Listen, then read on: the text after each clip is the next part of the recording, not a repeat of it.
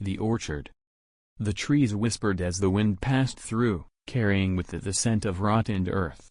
Lena adjusted her satchel, eyes scanning the orchard for movement. This place had once belonged to her grandparents.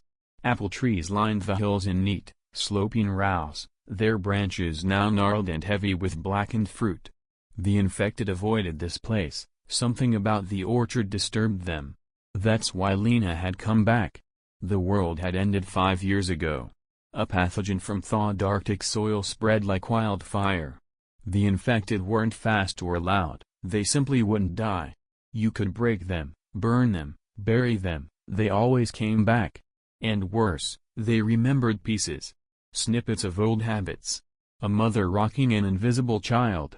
A mailman dropping scraps of junk in boxes. Lena's brother had been bitten in the city 2 weeks ago. She'd carried him on a stolen bike until she saw the sign, Willow Grove, 3 miles. He'd whispered her name once more before going quiet. She'd buried him under their grandfather's favorite tree. A Macintosh, bent but still growing. Now, she sat cross-legged by the grave, head bowed. The infected wouldn't follow her here. Not past the orchard line. That night, she dreamed of apple blossoms and rain.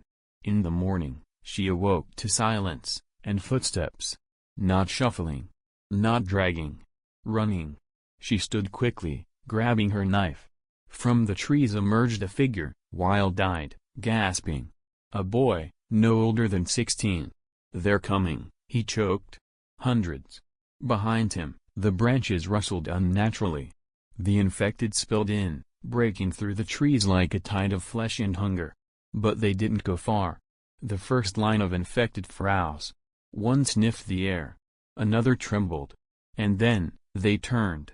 They backed away. Slowly, like animals facing something older and more terrible than themselves. The orchard held them back. Lena looked down at the roots of the Macintosh tree. They pulsed faintly, like veins. The air shimmered. She understood then, this land remembered. It had roots deeper than the infection, older than death. The boy stared at her. "What is this place?" "A sanctuary," she said. "And maybe more." The light in Cellar 3. The compound had stood for 9 years, surrounded by concrete walls and watchtowers. It was safe. Clean. Organized. The kind of place people killed to get into. Mason had earned his place by fixing things, wiring, plumbing, power systems.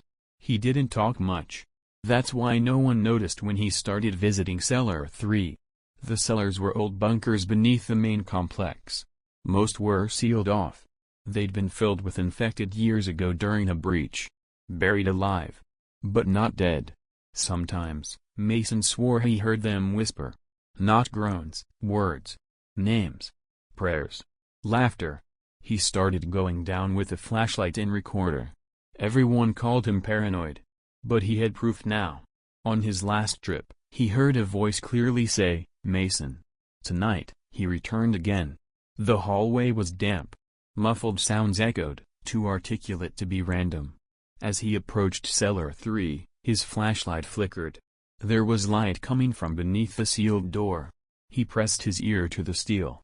"Mason," the voice said again. Calm. Familiar. His wife had died in the outbreak. He never found her body. But he remembered her voice. The door wasn't locked. He opened it. Inside was a room filled with infected, sitting, staring. Not attacking. One of them looked up. Her eyes weren't cloudy. Her skin wasn't rotted.